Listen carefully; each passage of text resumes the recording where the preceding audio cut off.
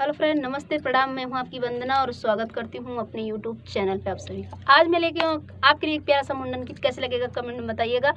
और ये मुंडन गीत है मतलब आकांक्षा लोकगीत सिस्टर बोली है, उनके भतीजे का मुंडन है 15 तारीख का है ना।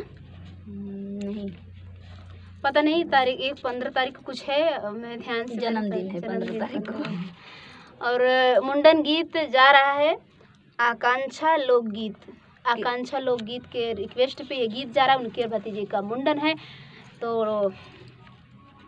मुंडन गीत कैसे लगेगा कमेंट में जरूर बताइएगा।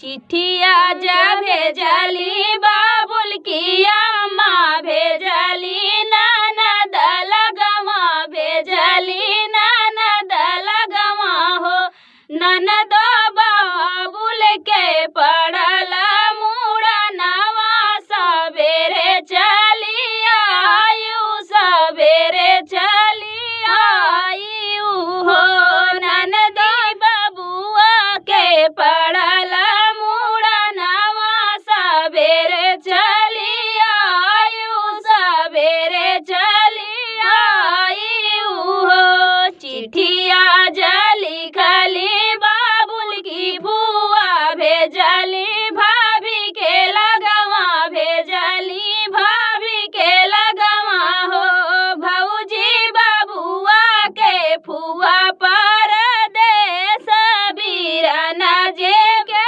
भेजऊँ बीरन जी के भेजऊँ हो भौजी बबुआ के फूफा पर देश बीरन जी के भेजऊँ बीरन जी के भेजऊँ हो भैया जगैले बुलौआ ननद रानिया ननद रानिया मई हो ननदिया चारा में रोपली